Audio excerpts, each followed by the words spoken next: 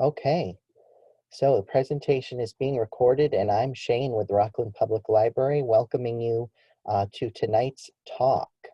And I would like to say, first of all, a huge thank you to the Friends of Rockland Public Library, as always, for supporting our programming, both virtual and on-site throughout the year. I would also like to say thank you to our library director, Amy Levine, for getting us set up with the Zoom capabilities when we had to take our programming online earlier this year. We are fortunate that we're able to continue to bring programs every week. And so I would like to tell you about two of those upcoming programs. Next Thursday, August 6th, we will be welcoming Marine Mammals of Maine. They will be taking us on a seals journey. Wildlife educator Jessica Woodend will be talking about a seals journey from stranding to release, and she will be covering many of the obstacles that seals face along the path of their journey. So that will be next week at 6:30 p.m. Right on Zoom. And in 2 weeks, on August 13th, we will be welcoming encouragement coach Catherine Gabriel Jones, and she's going to be helping us analyze the question, what does it mean to be okay during what for many of us is a difficult and uncertain time? That will be on Thursday, August 13th, also at 6:30 p.m., also on Zoom. If you're interested in attending either of those programs, please send me an email at sbillings@rocklandmaine.gov. Before I introduce Greg Marley, I would like to let you know that there will be a dedicated Q&A section at the end of Greg's talk. So we would prefer for Greg to answer the questions then. But if you're concerned that you'll forget your question, feel free to type it into the chat box, either directly to one of us or to everyone, and the questions will remain there. And we will try to get to all questions during the Q&A. So we are welcoming Greg back to Rockland Public Library. This is his second talk this year. Foraging for edible mushrooms, starting with a foolproof view for your area. Collecting and eating wild mushrooms is an intimidating prospect for the beginner. And there are so many different mushrooms, and some of them are extremely difficult to tell apart. But there is nobody better able to tell us what we need to know to tell them apart than Greg, who has been collecting, studying, eating, growing, and teaching mushrooms for over 45 years. He shares his love of mushrooms through walks, talks, and classes held across New England. He is the author of 2 books, Mushrooms for Health, published by Down East Books in 2009, and the award-winning Chanterelles Dreams, Amanita Nightmares, published by Chelsea Green in 2010. As a volunteer mushroom identification consultant to poison control centers across New England, Greg provides expertise in mushroom poisoning cases. He lives in mushrooms with his family right here in Mid-Coast, Maine, and we're so glad to welcome him back. So enough out of me, and over to Greg Marley for the next hour. Thank you so much. I must say, it never ceases to make me squirm when someone is introducing me. Nothing about Sean at all, but I don't know, it's just hard. Good evening, I'm glad you're here as the thunderstorm starts to sweep over Rockland, and I'm hoping we're gonna get some good rain. Missed us this afternoon and went over Lincolnville and Lincolnville Beach, which is interesting to note. So I do want to thank Amy Levine and Shane Billings for putting this together. This is a strange time we live in, these COVID isolation. And I don't like to do mushrooming virtually, but this is what we're left with. And so it's a wonderful opportunity. And I'll talk about a few more opportunities at the end of this. Welcome to Zoomland, and I'm going to share my screen and we're going to dive right in. And again, as we go along, feel free to put questions into the chat box or save them till the end if you're one of those people who is good at saving your questions. And I may end up shrinking this a bit more. Yeah, so people can see the screen. If for any reason you find that you can't hear me or something, please type it into the chat box and Sean will let me know. So this is the first slide. And I always want to acknowledge, if people have heard me do talks before, I often start out with the toadstool. The toad under the amanita, recognizing that in order to be able to step into the activity of collecting and eating wild mushrooms, we need to overcome the knee-jerk fear of mushrooms that most of us grow up with. If you were lucky enough to grow up in Japan or China or Scandinavia or any of the Slavic countries of Eastern Europe, this is not the case with you. But here in America, if you're part of a family that's been here for more than a couple generations, you've learned to fear mushrooms. And so learning about them is one of the big steps toward overcoming that fear and starting to collect.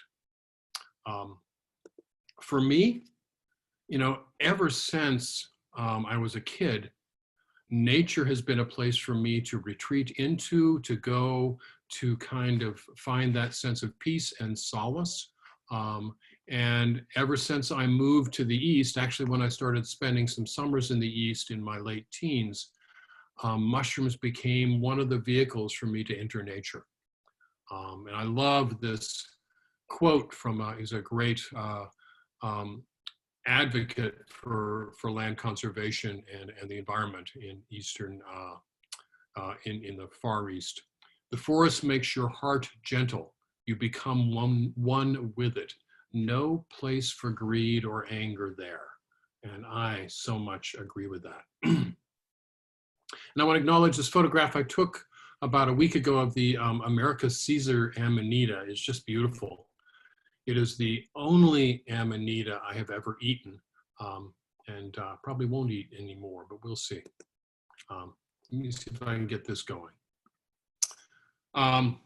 I wanted to just show a little bit of eye candy as we go through, just some beautiful photographs of mushrooms. This is a dyer's polypore. It's not edible, but it is, as its name implies, used as a dye mushroom for dyeing animal-based fabric. And in the center of that is a little ornate stalk bolete that happened to be growing nearby. Very common in our woods this time of year. Usually, I find them with oak, though I don't know that there were any oak in this forest that I found them in Hancock County. And you'll see this maybe further on as an honorable mention. This is the matsutake. It's not a beginner's mushroom. It's not one of my foolproof 4, but it's a striking, beautiful mushroom. And as you learn it, you can almost learn to identify it from its lookalikes by its smell. And just the beauty of some of the spring morels that tend to come about the same time that the trilliums are fruiting, at least in this part of the state. And just the colors of mushrooms never cease to amaze me. This is an aptly named bricktop or brickcap. It's a Neotoloma sublateritium. It's a beautiful mushroom of the mid to late fall, I find, usually growing on hardwood, dead hardwood or hardwood stumps. Just a beautiful mushroom. Some people eat it. I've tried it once or twice. I can't speak highly about it. And then the gorgeous, some of the conchs or shelf mushrooms. This is the reishi or the hemlock varnish conch.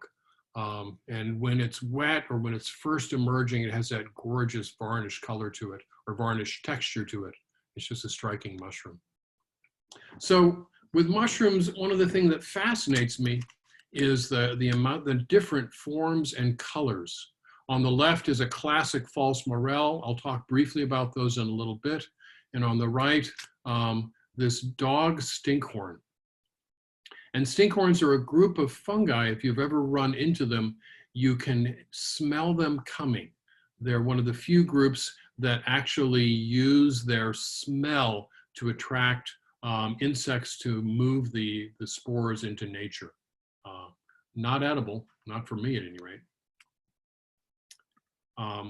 And just every color of the rainbow. We'll talk, actually we're not going to talk about any of these mushrooms today, but they're up here for their color.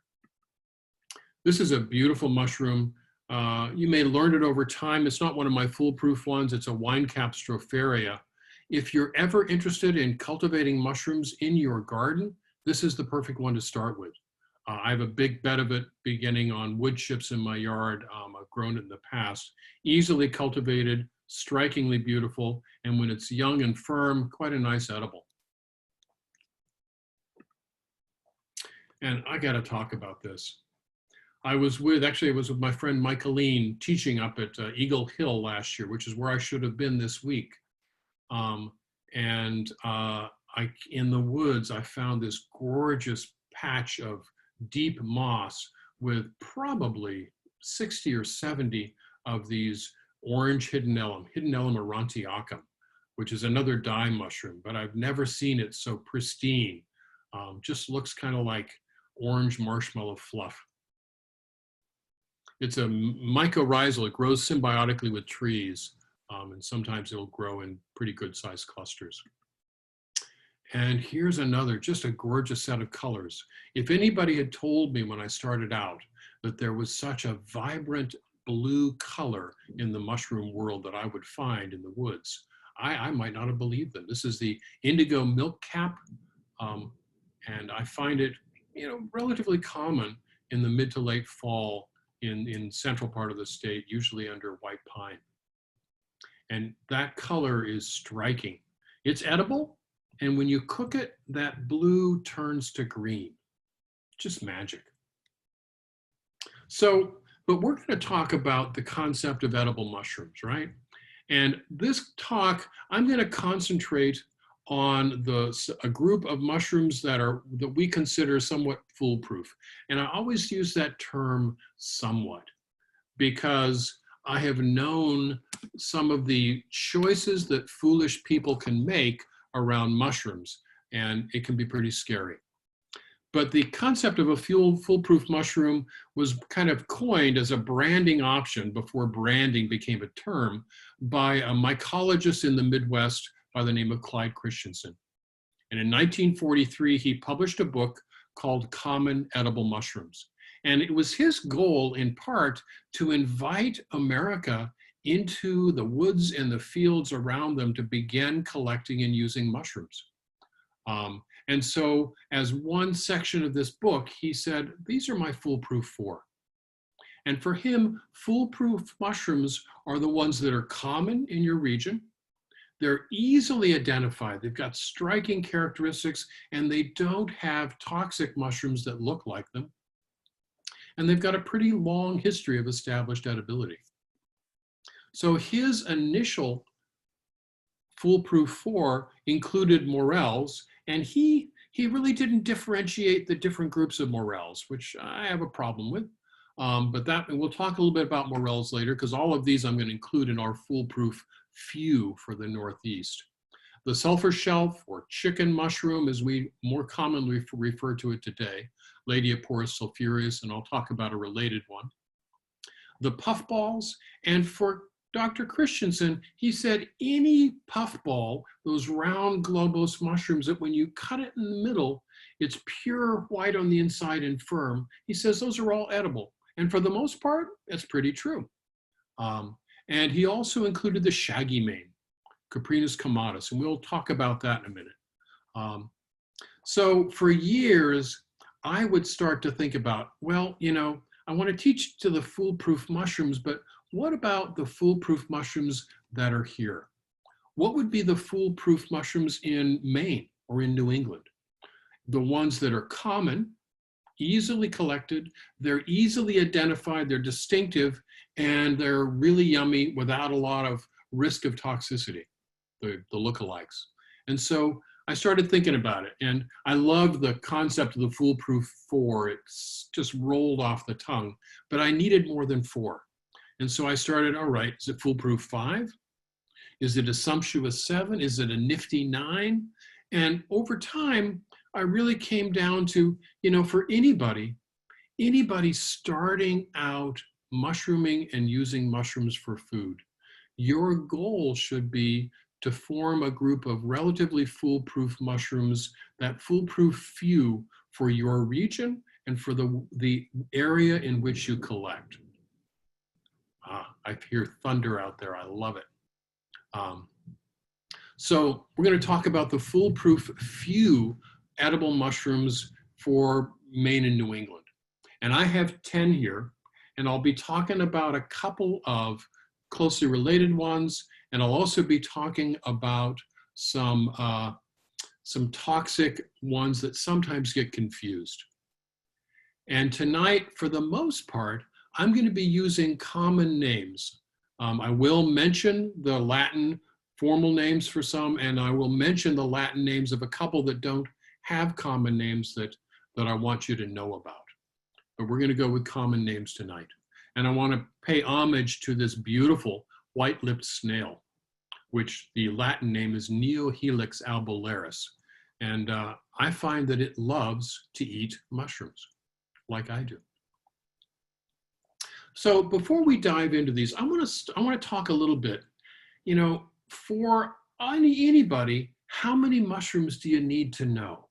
How many do you need to collect? There are some people that get really excited and they just go hog wild and they start collecting all kinds of mushrooms and they really get into it, and sooner or later some of them get sick. I did a survey initially. I did this survey about 12 years or more ago, and I kind of repeated it in a little bit more depth this past winter. And I wanted to find out how many people collected mushrooms, what mushrooms they collected, and what they really valued. And I was amazed at how many people who've been collecting and using mushrooms for quite a while only use and collect maybe 6 or 8, 9 mushrooms.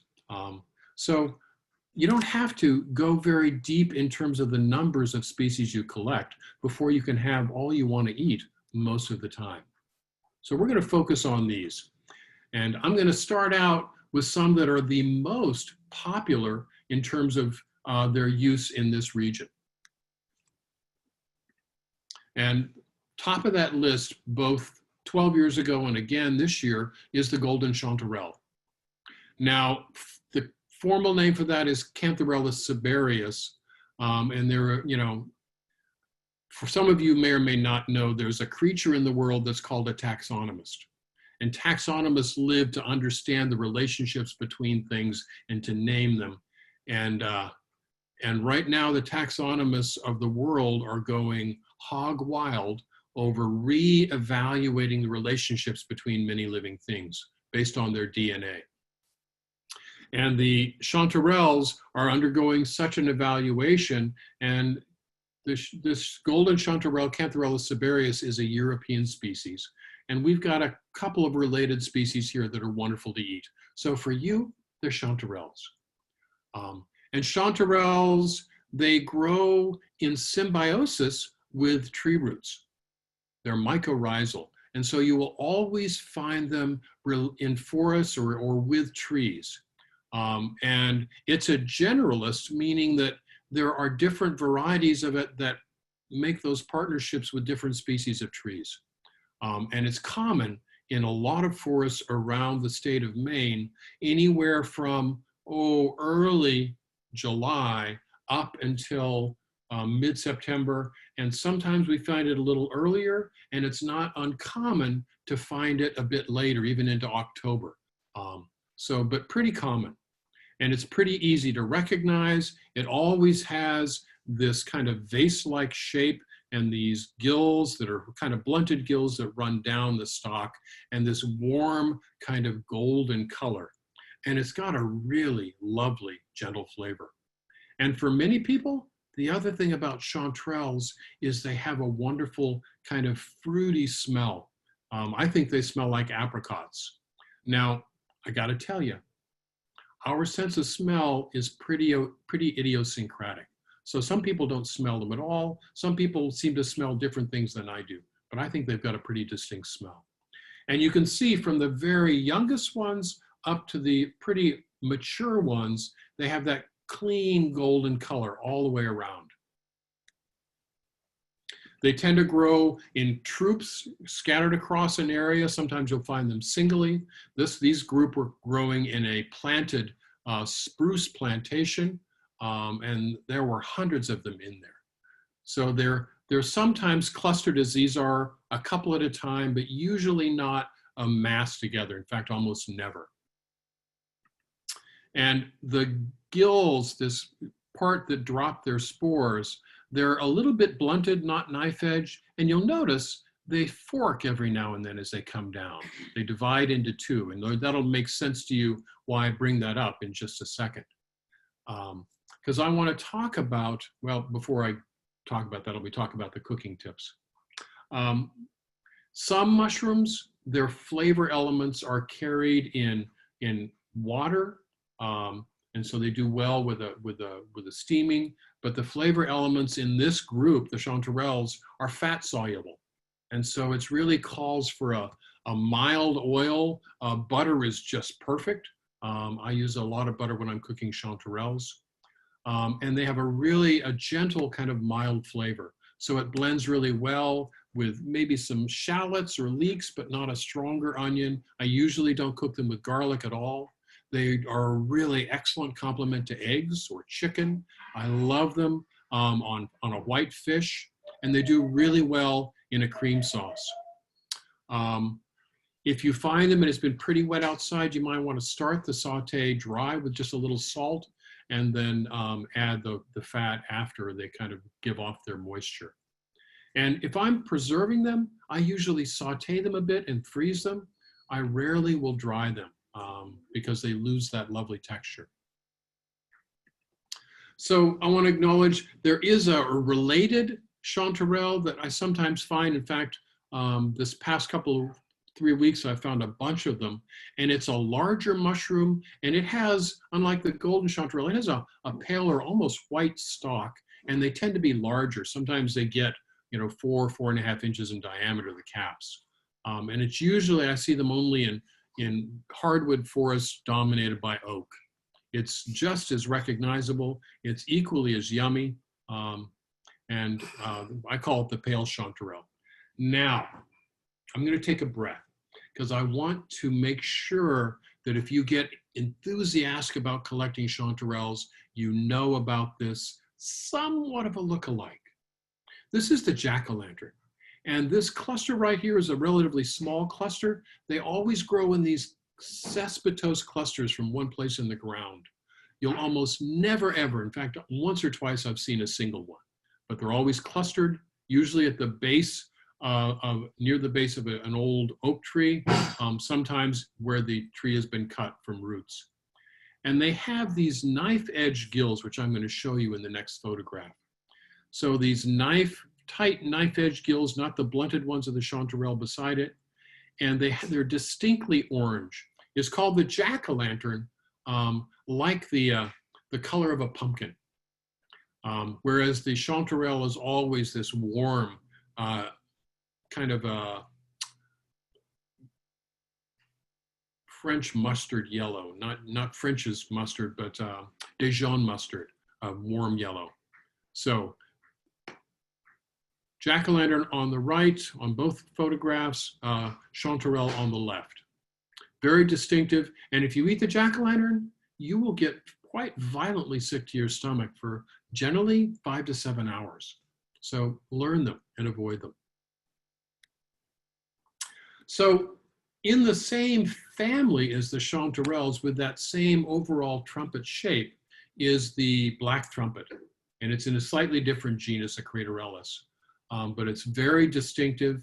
It's beautiful. Its trumpet means it's hollow all the way from the top down, and it's fairly thin-fleshed.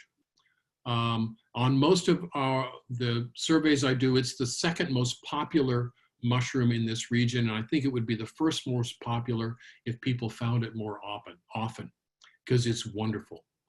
If it's growing in kind of dry conditions, it gets this grayish with a little bit of a pinkish ochre tinge to it.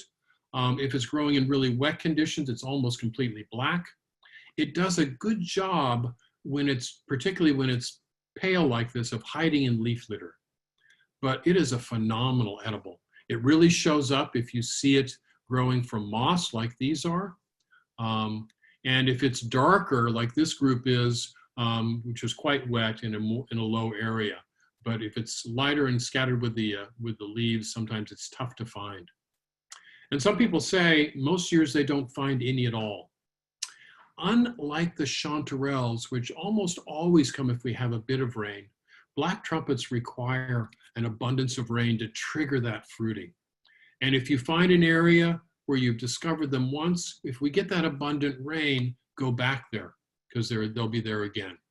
But oftentimes it may be 2 or 3, even 4 years before we get a huge flush.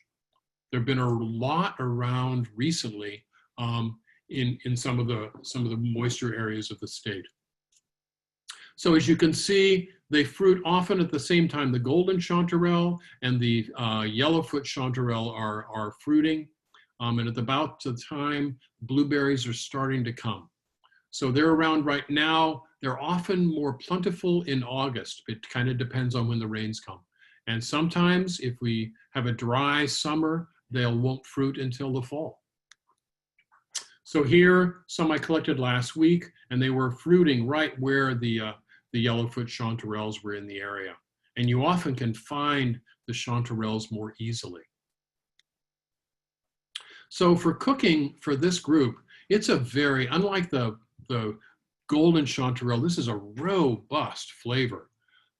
They're fairly tender texture, so they don't need an extended cooking, but their flavor lends them really versatility.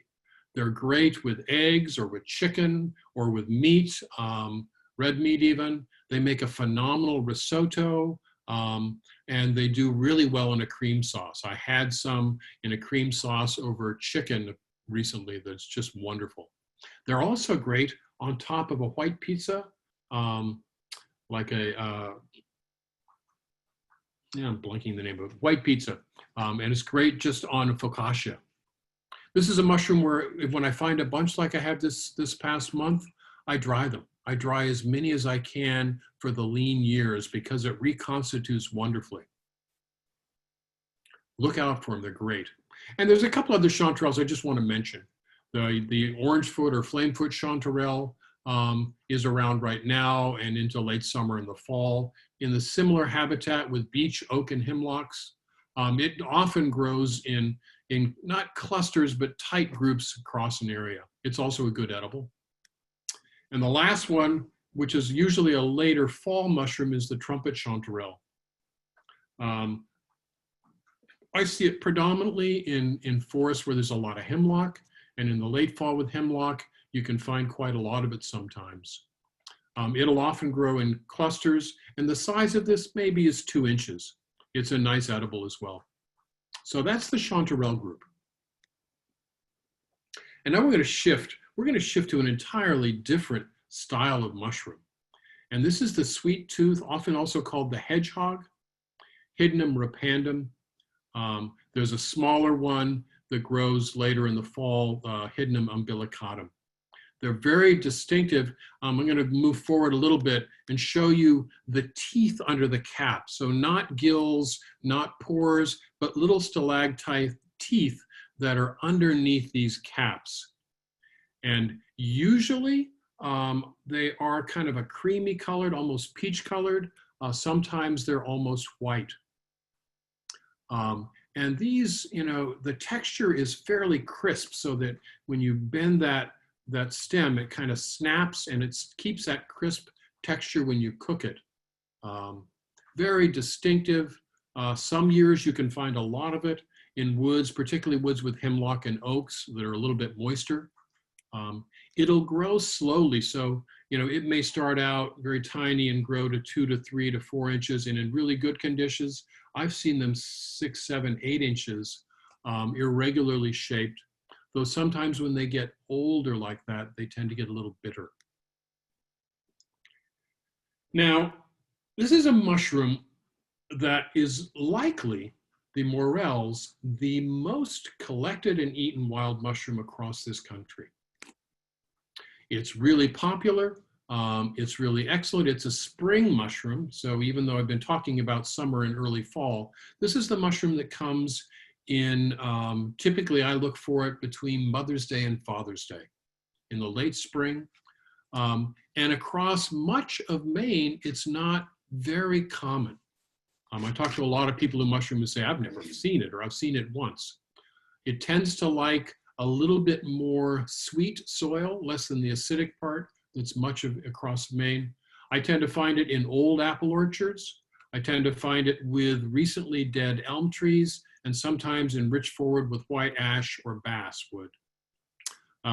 Sometimes it likes disturbance, so if things have been cut, sometimes it'll come the next year. Now, a couple of caveats. If you eat these raw, they will sicken you. If you eat them undercooked, they'll sicken you. If you cook them well, they're phenomenal. And if you're collecting in old apple orchards, be aware that this is a mushroom that can accumulate heavy metals. And we've used lead arsenate in our old commercial orchards for a long time. So be aware of that. But it's only a problem if you eat a great deal of it. I would worry about feeding it to a young child in any quantities at all. As you can see in Maine, they fruit about the same time as the lilacs, and the apple trees are in blossom. These are ones that were fruiting in an apple orchard in central coastal Maine, smaller, more gray. And these ones were fruiting under ash trees, a little bit larger. And I use this one to show that when you cut them lengthwise, their stem is entirely hollow, which is different from the false morels. So this is a cluster. I want to say the ones on the lower part here, the pale ones, those were fruiting under apple trees, and not far away, these ones were fruiting under ash trees. It's a plasticity of form. All these would be referred to typically as kind of yellow morels or blonde morels. So for cooking these, if you find them and know where to find them, wait and collect them until they're mature. If I find little ones 2 inches, 3 inches long, if I know I'm going to be back in that area, I'll let them grow for another week, 10 days, until they're at least double that, because they're much more robust flavored when they're mature. You want to cut them all open because sow bugs and millipedes and slugs will dig holes in them and climb inside them. And so you want to evict them. Some people will soak them in salted water for the same reason. They do well with a long, slow cooking time. So if I make an omelet like I did here, I sauteed the morels first separately, and then I added them into the omelet as I cooked it with a little bit of light, mild cheese. They make phenomenal risotto. They do really well braised or baked. Some people stuff them and bake them. They do really well in cream sauces. This is another mushroom that's good, dried and rehydrated. Now, the other caveat I want to mention is the false morels. So here's the false morel, the typical one we have here, which is Gyromitra esculenta. Here's one that comes occasionally, which is Gyromitra gigas or corfii. And here's the true morel. The true morel is much more cone-shaped. These are much more irregular. This one especially carries a pretty nasty toxin. Some people will eat them very, very well cooked. I would not, because the toxin is pretty bad. So be careful, because these false morels are much more common across most of Maine. All right, so on to a couple of mushrooms that tend to grow on wood. This is the chicken mushroom. Older mycologists or mushroomers know it as the sulfur shelf because of its color. Ladeoporus sulphureus, and there's a related one I'll talk about. This is pretty common across much of Maine. It grows on wood or on dead wood on the ground. Really loves oak. I find it fairly frequently on ash trees, particularly large ones. And where there's a lot of cherry growing, frequently you can find it on cherry. It's a generalist, so I found it growing from even, blanking on it, things that are harder, like locust, though I'm a little bit worried about eating it on locust. So it grows as a saprobe, rotting the heartwood of a tree. It'll grow on a living tree like it is here with this oak tree. I find it anywhere from June all the way through October, with the heaviest fruitings in June, and then again September, October. Pretty unmistakable. It starts out pretty pale, and then quickly colors up with a bright orange upper side and almost a lemon yellow, pale lemon yellow underside, hence the sulfur color, the sulfur yellow. So it's still pretty young and tender here. And then when it goes another few days out, it forms, these shelf-like structures with this orange or pale orange top and a bright yellow below. This is a really good mushroom, but there's a couple of caveats. I worry a little bit about this as a foolproof mushroom. You must cook it or it will make you sick. And you want to make sure you collect it young and cook it well.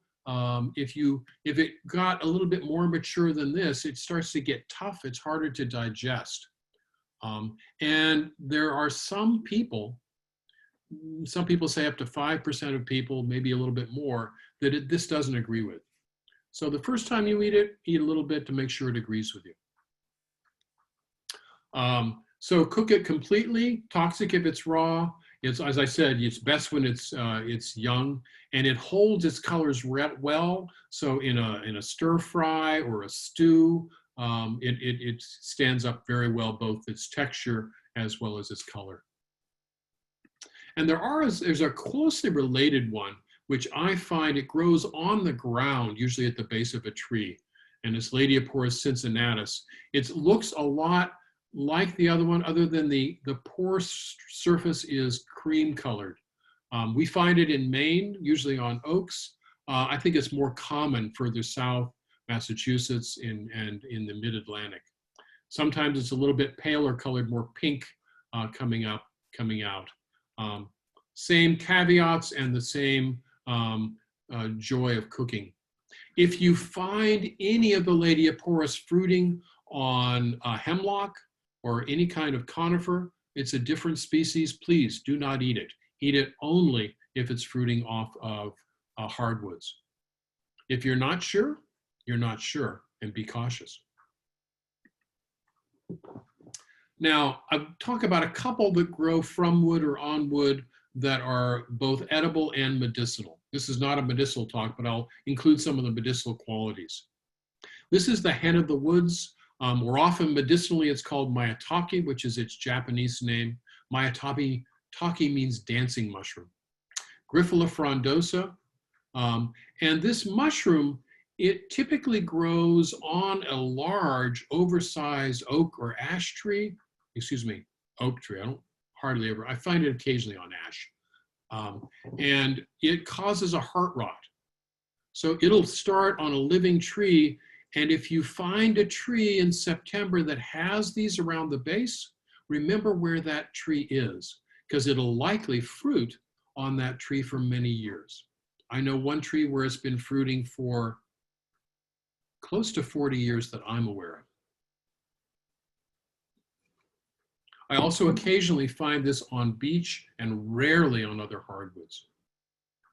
It's a great edible. I want to point out that this one is young, just coming out. It was about 5-6 inches in diameter.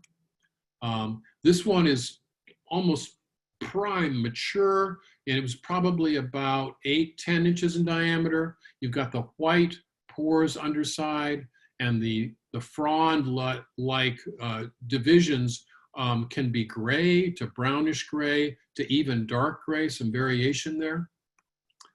So here's one a little bit darker gray.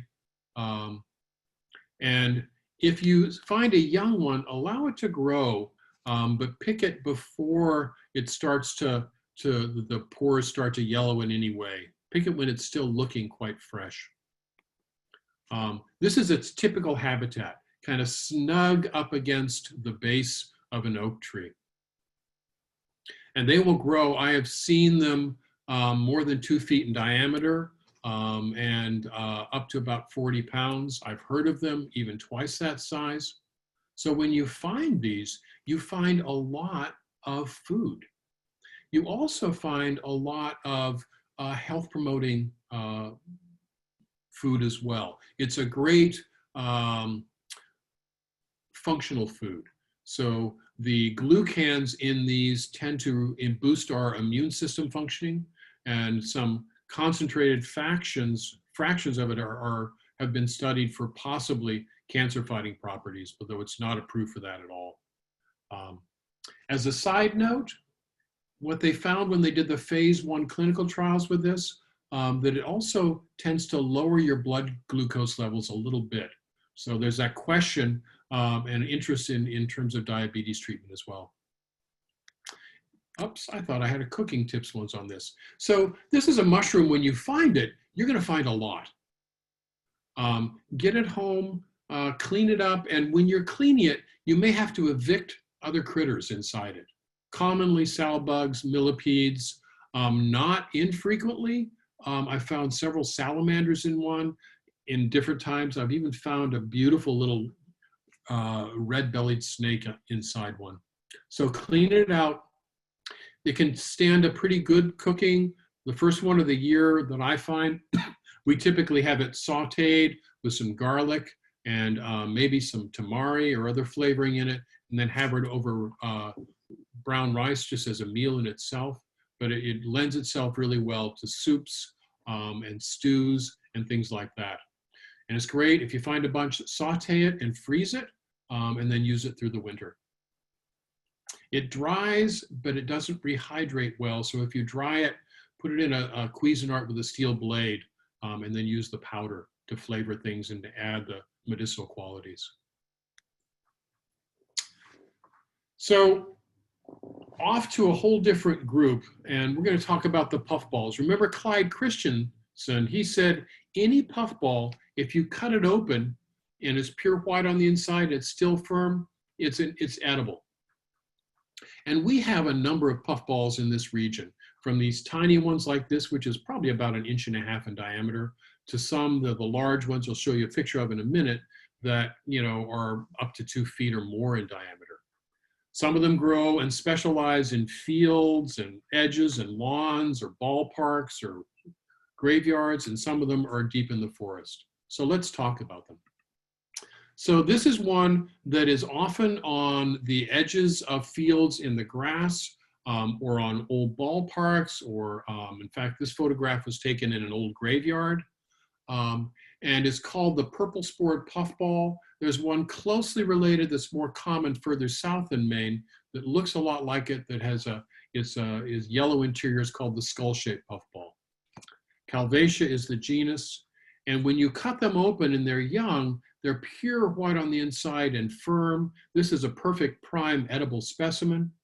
So when you cut them open, white, firm on the inside, and then as they mature, they start to turn a little yellow and soft and goopy, and then the yellow interior will turn kind of purplish and quite goopy, and then it'll dry out and turn into this mass of spore tissue. So you want to collect and eat them when they're young and firm. That's when the quality and the flavor is the best. And this species might be 4 or 5 inches and still quite firm.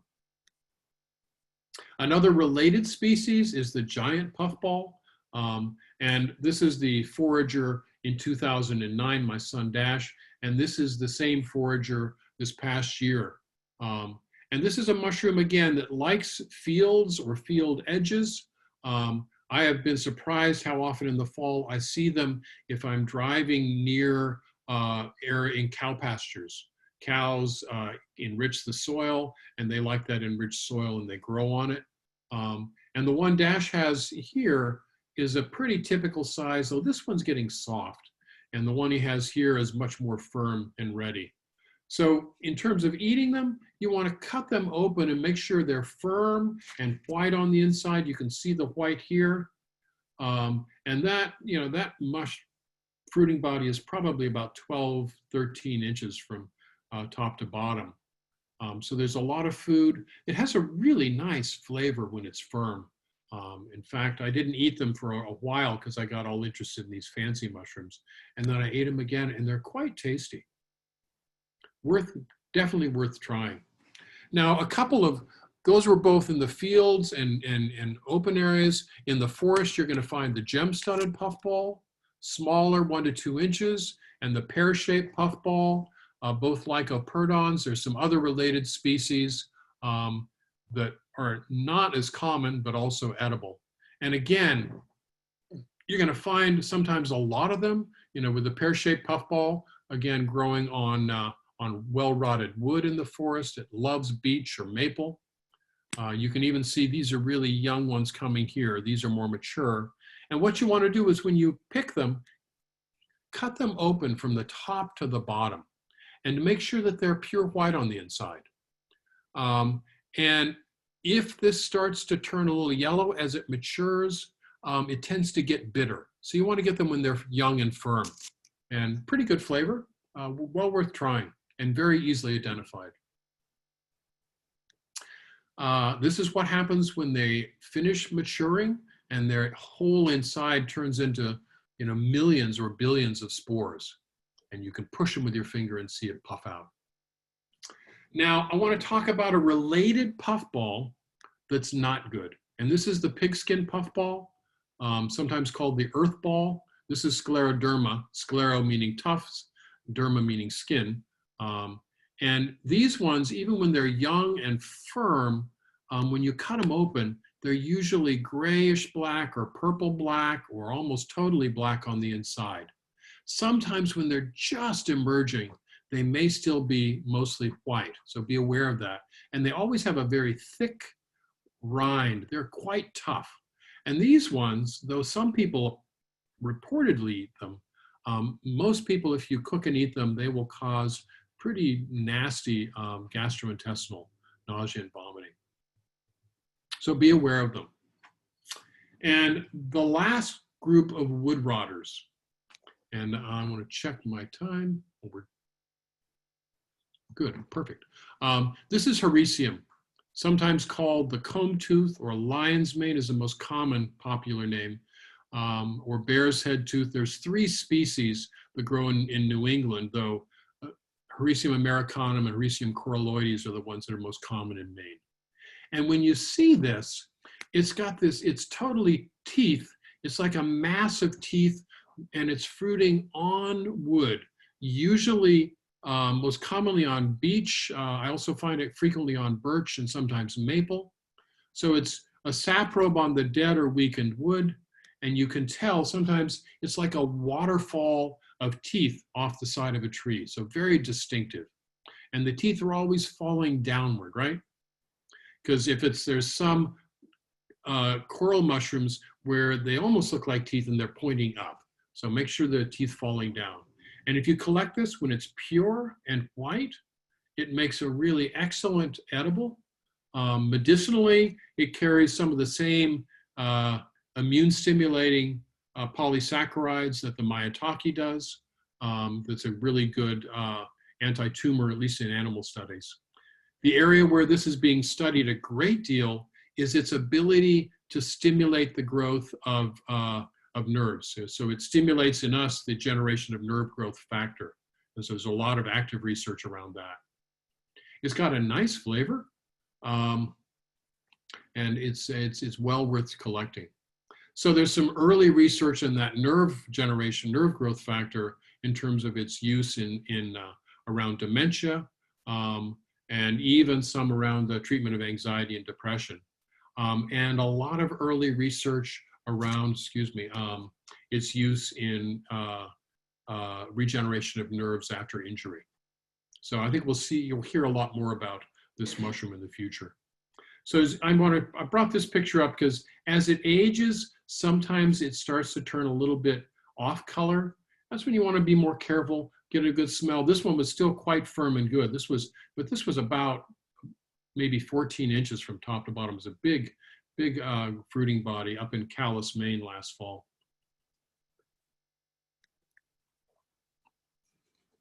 So by the way, that Hericium, the lion's tooth, typically fruits, I find it most heavily in September, sometimes starting in August and then into October. So as the fall progresses, sometimes we see the shaggy manes.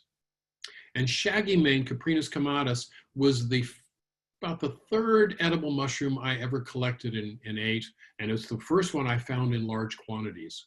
And this was in the mid to late 1970s in New Mexico, and there was a tree they cut on the University of New Mexico campus, and this would fruit every fall. And it likes that disturbance from buried wood, or when the ground has been disturbed and things get buried, and it fruits from dead wood that's underground. Very common, very distinctive, very, very, very good flavor. Always has this kind of bullet shaped or missile shaped. And it starts out firm and young, missile shaped. And this is one of the inky caps. So as it matures, the gills start to break down and turn into an inky mess, and it uses that to expose the maturing spores to the wind. And so over time, it starts to melt. So I would eat these from about here to the left, and I would leave the ones that are starting to mature. When it's fruiting in a new area, sometimes it comes in large numbers. So this was on the lawn of the Machias Savings Bank in Rangeley. And they had done some landscaping and obviously taken out some trees. And this is a small portion of what was fruiting that afternoon. There were literally hundreds of beautiful prime shaggy manes.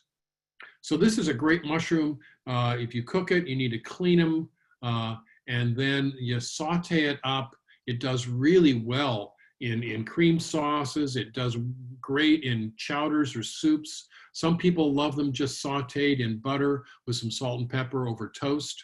It's got a very nice flavor.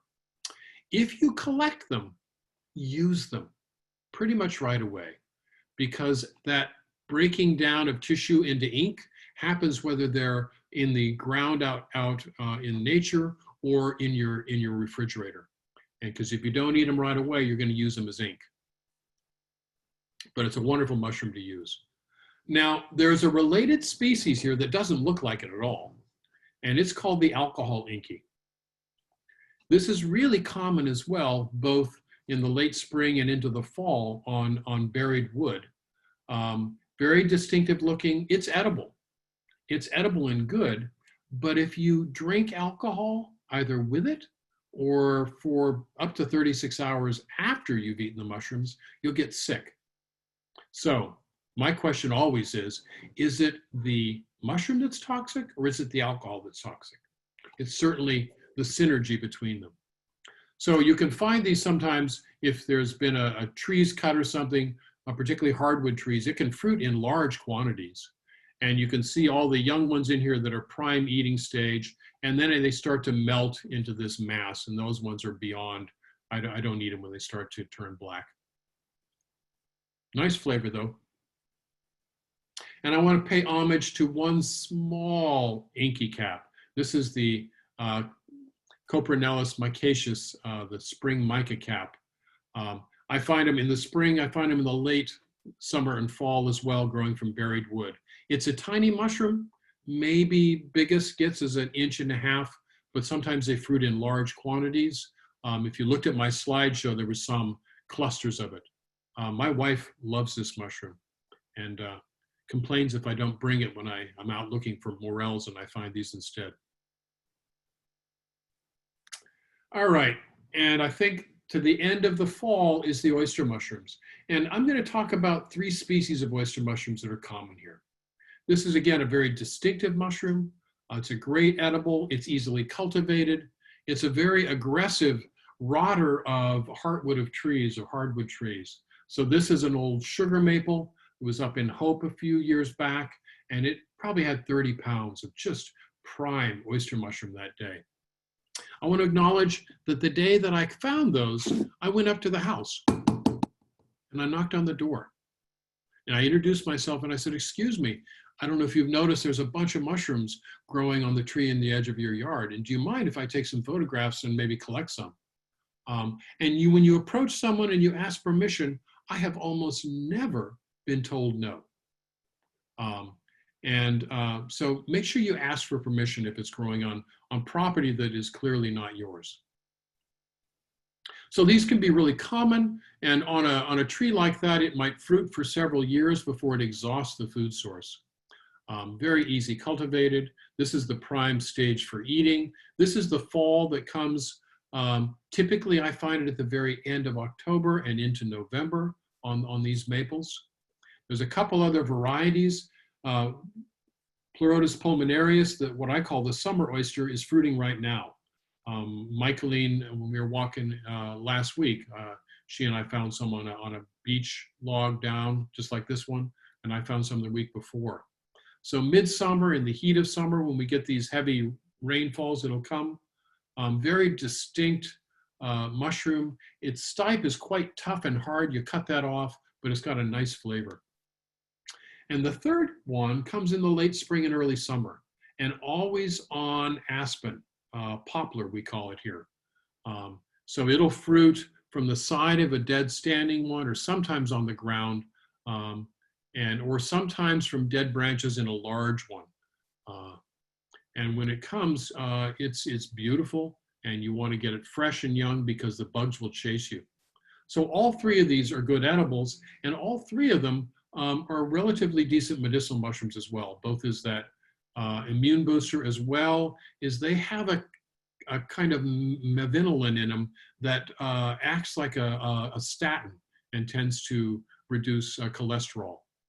So if you have high cholesterol, eat oyster mushrooms. I'm not saying don't take your statin, but talk to your doctor. So I want to mention, this is not a foolproof few, but this is one of a good mushroom to know. The meadow mushroom or field mushroom, Agaricus campestris, can be really common. Sometimes it's referred to as pink bottoms. It tends to grow in grassy areas. And it's called pink bottoms because when it's young, the gills are this pink color. And they start to go from pinkish to pinkish brown to brownish pink to deep brown as they mature. And they've got these free gills. It's short and stout. If you have a hot, dry summer and then a lot of thunder shower, you can find them in pretty good quantities. It's a nice edible. Learn it. So that's my foolproof few, and we can ask questions about them in a minute. Often about this time, there's somebody asking me, but what about the boletes? Are any of those the foolproof mushrooms? And I say no.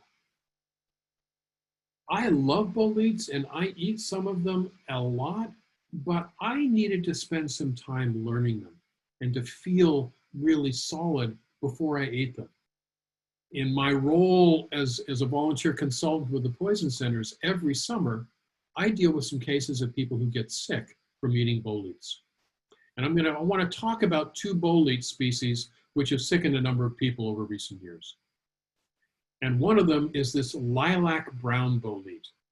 It's called Tylopolis eximius or Sutorius eximius. I call it the violent brown bolete. It's really common. It's fruiting right now in a range of forests. And it starts out this beautiful kind of lilac color, and then it goes to brown as it matures. And the pores, as they open, it has pores, not gills or teeth, are that lovely warm brown. And it can be common, it's firm, it rarely gets buggy, but if you eat it, it triggers about 10 to 12 hours of sickening. I got sickened by this in 1986, and I've dealt with probably 30 different cases that I'm aware of in this region: Maine, New Hampshire, Vermont, Quebec, Northern New York. So don't eat this. Beautiful, but don't eat it. And the other one is one, it doesn't even have a common name. This is Boletus heronensis. And we find it mostly growing with hemlocks and other conifers. And people mistake it for that Boletus edulis group, the Seps or Porcini or King Bolete. But it has, those have kind of a pale tan to white flesh, and this has a yellow flesh. And this wonderful pale tannish yellow cap. And it also has yellow pores that stain blue, and the edulis complex never stain blue at all. And it's a handsome mushroom. It can be a large button. It's firm, it's meaty, but it can get people really sick if you eat them. So learn it and avoid it. I find it more commonly further north up the coast, Hancock County, Washington County, and Penobscot County, Aroostook County, but it was originally described in the Camden area, and I found it in this part of the world as well. So beware of the boletes. Several of my friends, including the woman who sliced and took the pictures of these, have been sickened by it. All right, so guidelines. I'm assuming that a number of people on this call are relatively new to the field of collecting and eating mushrooms. So let me just go over some general guidelines.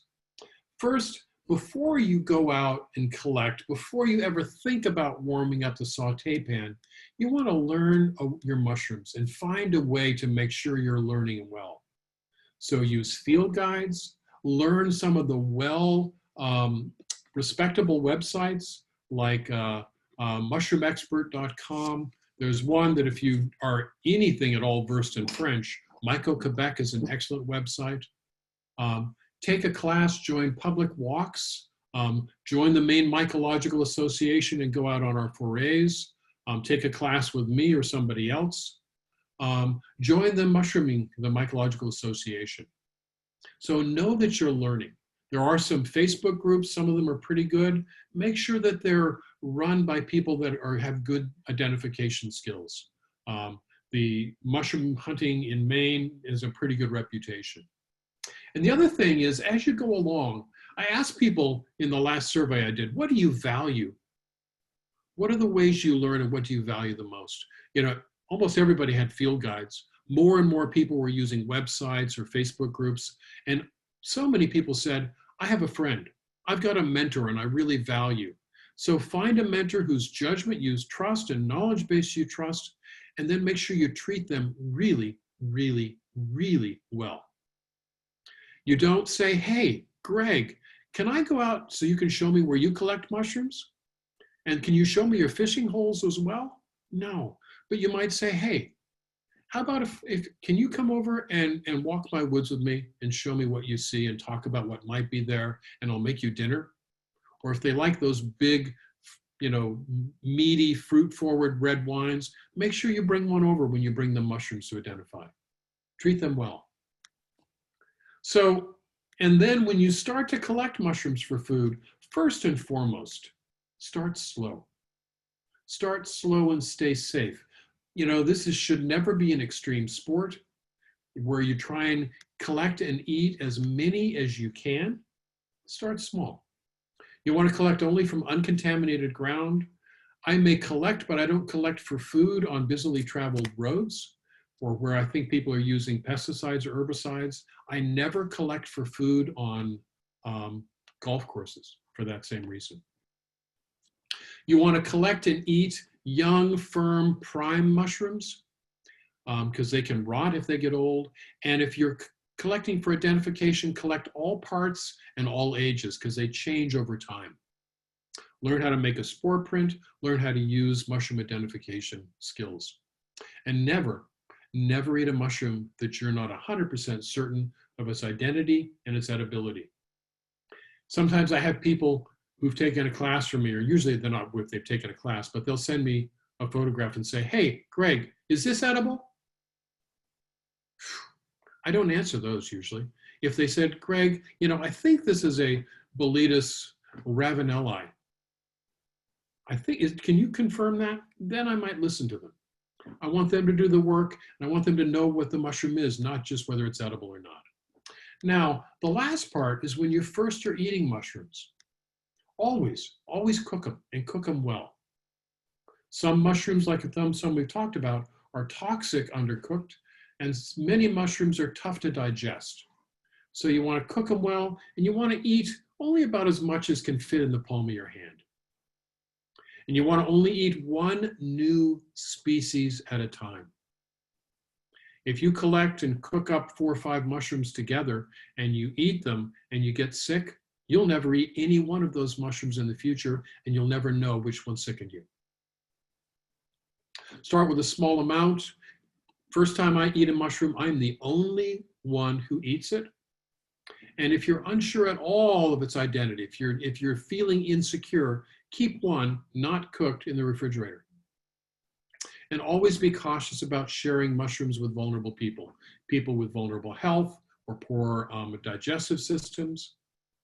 And because of that stigma around wild mushrooms that some people have, I always tell people, if I'm serving, even if I have them over from my house for dinner, if I'm serving wild mushrooms, I'll tell them, these are wild mushrooms that I collected and harvested myself, because sometimes people's anxiety will trigger that sense of malaise. And I never, I'm really reluctant to bring other than the really foolproof mushrooms to a potluck dinner. So, and accept that sometimes your guests may be too anxious to eat wild mushrooms, and trust them in that area. So I know that Shane mentioned these. I want to say that Chanterelle Dreams, which covers some foolproof mushrooms, is still available and in print. I still like it. And unfortunately, the Mushrooms for Health, which is a book really about medicinal mushrooms, their collection and use, is available currently only on Kindle. And I do want to acknowledge that if you join the Maine Mycological Association, they have a copy of this wonderful brochure we put together, which is really, it's around toxic mushrooms and the confusing edibles in Maine, in New England. So you can get a copy downloaded for that. I've never bothered printing it because of the costs associated. We just have it available for download. So, and just to toot my horn a little bit, I do a lot of different classes and things. Some of them are still going to go on. I'm kind of rewriting some of the script on one. I'll be doing one at Mary Spring in Camden on the 23rd of August. I will be out in Turner at the Zinscott Farm a little later on. And if you're interested in classes, email me and I'll send you a schedule once it gets firmed up. Every year, my friend Michaeline and I do a 5-day kind of intensive identification class at Eagle Hill. Unfortunately, it's not going to happen this summer, but we hope to be back there next year. So I'm available to do classes and love to teach. That's part of what I like to do. So this is where I'm going to open it up for questions, but I want to acknowledge from Rumi, let the beauty you do be what you be, beauty you are be what you do. And there are 1,000 ways to kneel and kiss the earth. So I'm going to stop sharing my screen so I can see questions in the chat and your shiny faces.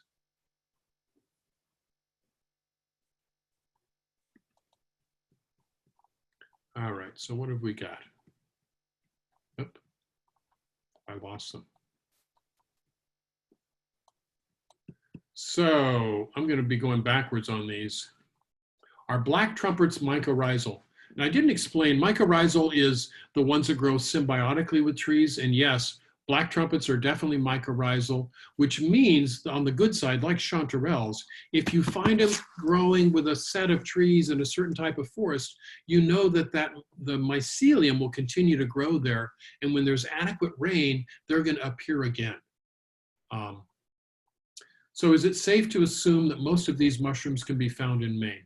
Absolutely. Mark, all of the photographs in this are mushrooms that are common in the state of Maine and the rest of New England for the most part. How long have I been exploring and appreciating the world of mycology? About 45 years. I'm still appreciating, I'm still exploring. Deb Cato, hi Deb, says she thinks that Ladeoporus cincinnatus tastes better. And, you know, I think many people will agree with her. There's Michaeline. Are there methods of propagation for what?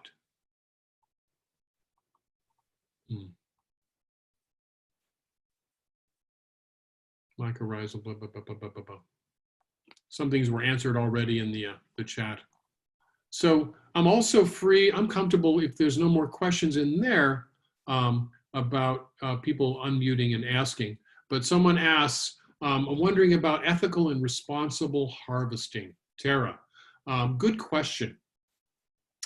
I always, when I'm in the woods, I never collect all the mushrooms. I always leave the older ones at all and the really young ones.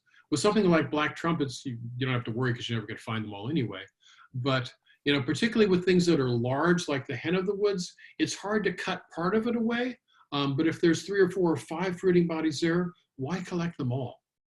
Particularly, the other ethical part of that is if it's not your land and it's public land, you know, you're going to leave some for other people.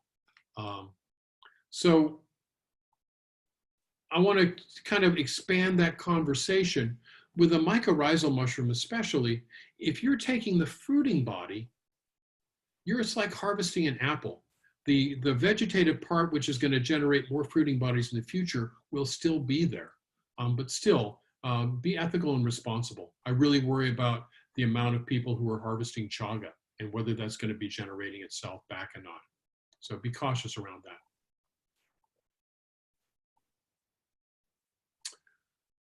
Oh, Mark says, I'm new to Maine. Are there certain mushrooms that you're more likely to find on the coast versus in the Western mountains? Yes. And to go deeply into that, because mostly it's Mark, it's what are the forest types? What are the dominant species of trees that might differ, particularly from the coastal boreal forest further north along the coast, or the hardwood oak beech dominant versus what you may find inland. Yeah. And that's that's going to make the difference. It's always about habitat. Someone asks about, Allison asks, should one cut the stem of a mushroom or pull it from the ground?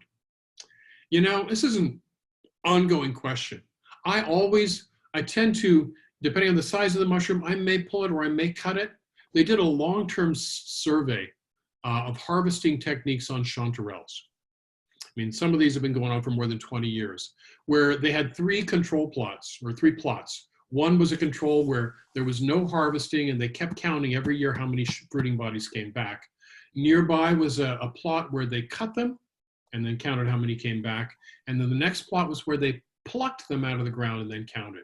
And what they found, published, this was out of Oregon, after about 16 years, they found that using the non-harvest as a control, where they plucked the mushrooms, they found a small increase in fruiting, and where they cut them at the ground level, they found a small decrease. You know, both the increase and the decrease were not statistically huge, but you know, it's hard to say. The thought I have is when you cut and leave that butt end of the mushroom stem in the ground, is that a vector that bacteria and molds can get down into the mycelium? Is that why the fruiting went down? That's a possibility. Good question. Greg, I'm not sure if we got to this one. It was an earlier question. Are mushrooms replantable? You know, replantable. We have learned, you know, most of the mushrooms, if you buy mushrooms that have been cultivated, they're the saprobes. They are breaking down the dead tissue, rotting something. And those we can cultivate, those we can plant.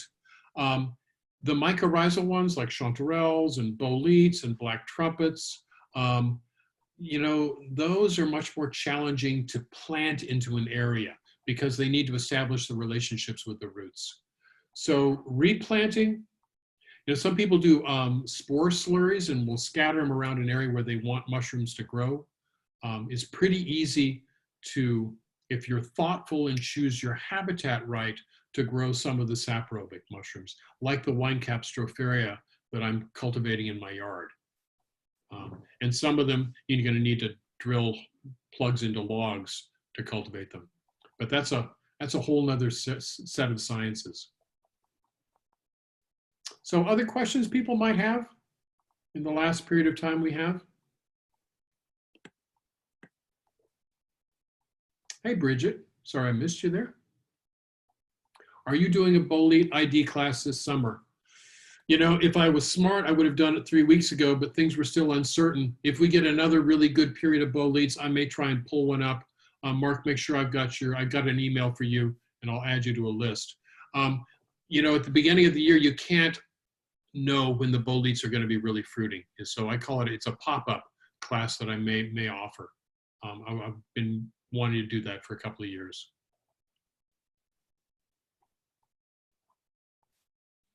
All right, in the absence of other questions, I'm going to call it an evening pretty soon here. I appreciate you guys coming out. I hope it rained where you are listening to this. I saw wind and heard some thunder. I didn't see any rain to speak of right in Rockland here. Someone's got it though.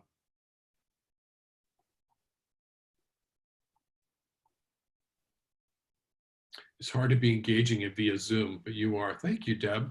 Nice to see you out there. How can I learn about medicinal mushrooms? Sally, email me. I'll send you some resource books. I often do a medicinal mushroom class. I will be doing one in a couple of weeks down at Greenwood Herbals, which is going to focus a lot on medicinals. But look up Greenwood Herbals. They're down in southern Maine.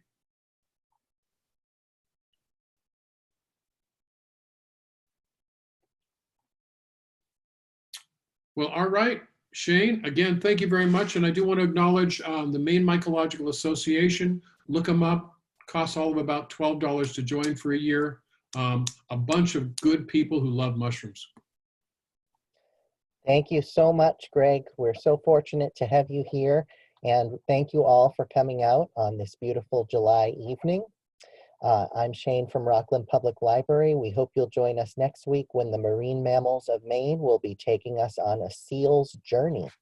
If you would like the link for that event, please email me at sbillings@rocklandmaine.gov. I wish you all a good evening. Stay safe, be well, and take good care. Thank you for coming, and thank you, Greg. Have a good evening. Take all care, all. See you out in the woods.